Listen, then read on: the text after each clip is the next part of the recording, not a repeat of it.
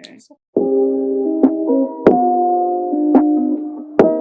My name is Nia and I am the Color of Youth. We are an organization promoting diversity awareness for children across the world, giving them a place to speak on their opinions and experiences with diversity and how they feel as a person of color. Here are some of my friends. We're going to start with Zada. Hi, my name is Zada Washington. I'm 16 years old and I'm Jamaican and Belizean. Hello, my name is Ankur. I'm South Indian and I'm 15. I live in New Jersey. Hello, my name is Nyah Joyce. I'm 17 years old. I live in Bolingbrook, Illinois, and I am Belizean and African American. You see a variety of different people and where they're from around the world.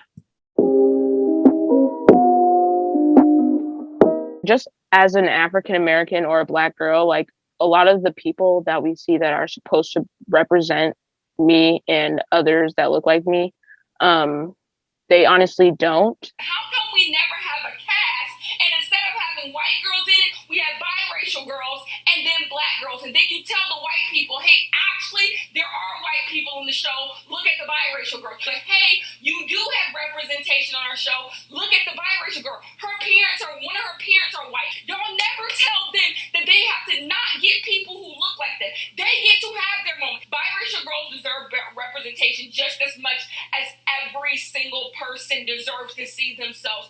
But having a biracial girl on screen does not replace having a fully Black girl on screen. And Netflix has gotten away with this for so long. I think I just like to see more people that, have the same skin complexion as me. I'm Indian American and I'm an Indian male. I'm way darker in real life. So in all film, like Balji, Ravi from Jesse, they all are very stereotypical and paint Indians as always foreigners. They paint them as creepy and nerdy, and that demasculates Indians as a whole. Indian women get more positive representation, I would say, while Indian men, they don't get as much positive representation at all. In fact, most of the stuff they do is usually just racist stuff and just used as slurs against us, like Baljeet or something like that. And I would also like to add, like, especially just besides like what you see in America, different Caribbean islands. Not every one of them is Jamaica. Like you also have Haiti, you have Belize, you have all these different. Jamaica is not the only Caribbean island. Like I would like to see different representation of that too.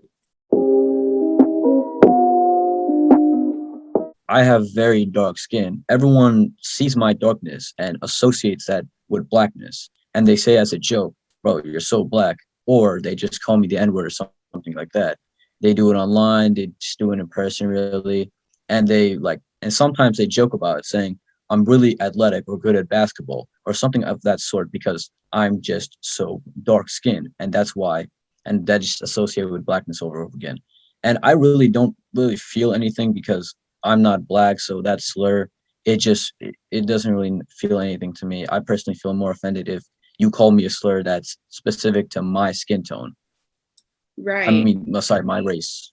Right. Colorism, honestly, it's anti-Blackness, which is just ridiculous, and that stems from slavery. What I've noticed in the Black community and in a lot of other communities that they equate darkness with masculinity. This goes back to in history, like with slaves, like literally they would take the darkest ones and they would think they are the strongest. Also, they equate the lightness with femininity. So the lighter you are as a girl, I guess that's better in the Black community and in other communities of color. And that is really detrimental to a lot of women who are darker skinned, especially in the Black community, because they automatically assume that like you're more masculine than the other women, even in medicine as well.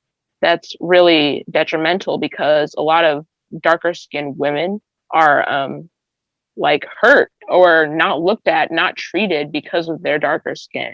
Darkness, like because of colorism, it robs women of their femininity. That's why you see Indian women complain about it much more because it affects them much more. As you know, they have a beauty standard on them, and they're trying to be as more feminine as possible. That's why I am more masculinized because of my dark skin. So women usually want to be more feminine. So, and that just makes I guess Black women the most seem more masculine or paint them as more masculine. I have noticed, like, my mom and I, we tend to watch a lot of Nigerian movies and African movies.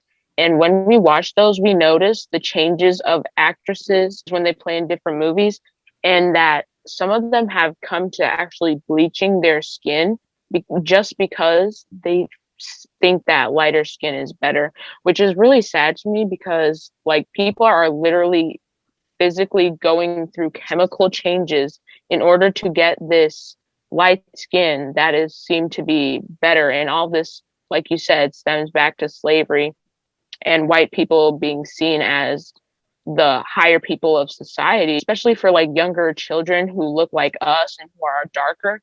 Like they see this, and as they're growing up, they're going to think, oh, lighter is better, just like we thought. And so it's going to be a constant cycle that I think needs to be broken. And in order to break that, we need to have more darker skinned people. I see this a lot in children's media. They will change a character who's been dark skinned for the longest time into somebody who's lighter skinned. We've seen this on Strawberry Shortcake, on the Winx Club, at the school bus. And I feel like that teaches young dark skinned people that they aren't with the times. You know, they were in a couple of years ago, but now you're out and you're not beautiful anymore. You're not marketable. And I just think that is really so damaging.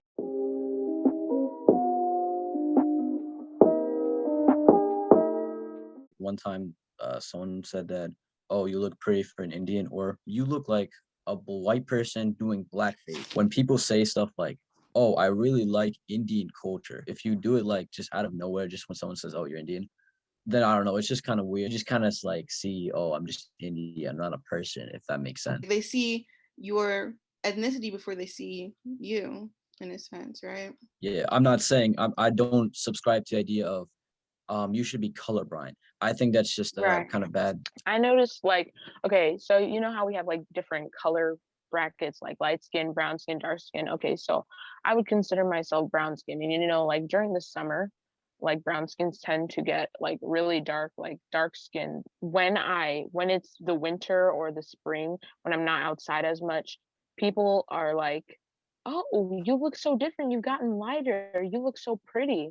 And I'm like, so then I wasn't pretty when I was darker. So you think dark equates to ugly. Even when I wear my hair a certain way, I did a twist out and it made my hair look looser than it normally is. And that's like the only time people will compliment my hair, because when I had my hair in an afro, there was this white man that goes to my church and he was literally like, oh, so you just didn't think about doing your hair today? When I spent a good 20-30 minutes picking out my hair, making sure it looks nice. And I was like, wow, I can't believe you really just said that. Like, yeah, so I've experienced a lot of microaggressions from plenty of people. And I just think like people need to be aware of what they say, because they know what they're trying to say. And it's just underlying racism, honestly. They're trying to cover it, but it's pretty blatant. African American hair, like that's one of the things that makes us the most separate from anybody else. Like not many other people have type 4 hair.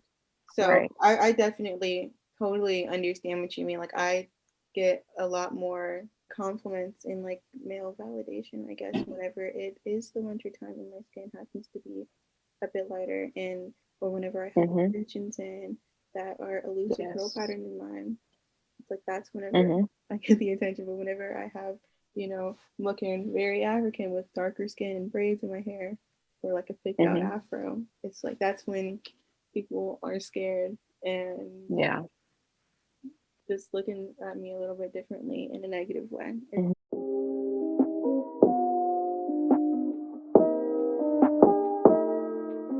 Yeah, just like slurs and stuff like that. They said don't go outside as much because I'll be as darker. And like I didn't care at the time, but then like people just said stuff like, I'll never look good because like I'm really dark skinned or something. So I just wore a hat every time, like for like a year, for like a summer or something like that. And I just quit it because like it was just lame. To be honest, yeah, a lot of just hearing the N word from random people, white, Asian, mestizo, Hispanics, even in my own family, like on my Belizean side. And I've noticed like a lot of Native American people that I've met up with, like in Belize, like a lot of them have something against Black people, and just the things they talk about can sometimes be What do they talk about? really racist. They just talk about how Black people's hair is like, a lot of my cousins are mixed, and they'll say like, oh, she has better hair than you and things like that. And it's just like, wow, okay, so basically Black hair is not okay. And also they'll talk about your skin color, all of that stuff, even though a lot of them are kind of like pretty dark as well. And also like just going like down south, I mean, I love going to the south. When you go into areas that are heavily filled with white people, like um they'll just treat you way differently than they do other people. Like if you sit by them, they'll move their seats really fast, or they'll just get up and not want to sit by you, like on the bus or at a restaurant and things like that. My brother and his friend, apparently we had some Confederate statue. They worked together, got petitions, and they got it taken down successfully. And we were sitting out there, da da da da. So as they were waiting for it to get taken down, there's this sandwich shop. And one of the owners of the workers, he was like, since y'all want to take down our statues, been here longer than you have, da da da da. When y'all come in the shop, I'm gonna spit on y'all food, da da da da. Luckily, I don't eat in that town away, but I think of other places that have experienced slavery, like Germany with the Holocaust. It's legal to have or a Hitler statue, and they're not going to just have that for history reasons unless it's in a museum, which makes sense. Like Black Americans would not have an issue with Confederate flags and statues being in a museum, but just to like have a statue of somebody who enslaved Black people in a city that's mostly Black, like right next to like a ballerina place and a sandwich shop, it's almost like that's not there for history. That's there because it looks pretty, and that's who represents us, and that's not who represents us.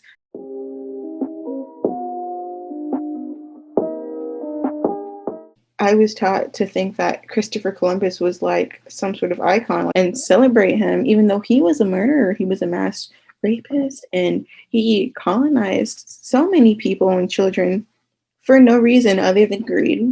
The teachers are liars. They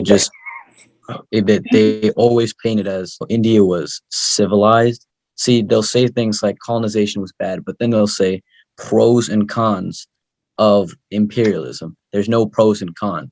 And see, this is the thing. They'll say cons like millions of people died. And then they add in pros such as Britain got so much resources and India was industrialized. But there's a period called the deindustrialization of India.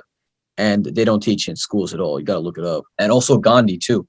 I hate him so much. He had no pride for himself. Martin Luther King and Malcolm X, they both had the same view of fighting for each other. They just had different ways of going about it. I didn't learn a single thing about Muhammad Ali or Malcolm X. And I guess it's because they went towards violence more. I'm not sure. I couldn't tell you because I wasn't taught about it. When it comes to people of color leaders, it's always peace, peace, peace. They teach us about Gandhi because he was so nice and peaceful, and Martin Luther King was so nice and peaceful. But then they'll teach us about white people who murdered and raped and just did anything under the sun that was violent. So it's like violence is okay when it comes from them, but when it comes from us, no, don't be like Malcolm X, be like Martin Luther. But, Christopher Columbus is perfect. Yeah, that's why they do this, because they don't want pride in other races or other cultures. They want to pride themselves. They just want us to take it every single time. The American Revolution was completely violent. Civil War was completely violent. It's like American, history was built off violence, but whenever that violence is from people of color, that's when it's unacceptable. But whenever it comes to violence that white people did, the school has no problem teaching us about that, because that's how you gain power and that's how you win. But when it comes from us, that's how you be ghetto, and that's how you become unrespected. Except for like Hitler. And again, I think the reason they don't glorify his violence like they glorified Columbus's violence is because his victims were white, and white victims are seen as more serious. What I just simply say is that they need to implement more of people of color's history into the curriculum. And a lot of them, honestly, I just think they can't, because essentially they just didn't care enough about our history to have it written down, or they don't care enough about it to go and check these maybe diaries, things that were written for every person of color. There's just not enough care for that. And so they want to just keep on teaching what's been taught for the longest without taking into consideration that there's so many groups of minorities who are not learning about themselves. People care about what people of color have to say, but they can't really do anything about teaching our history because back in the day, they didn't keep track of it because they didn't care.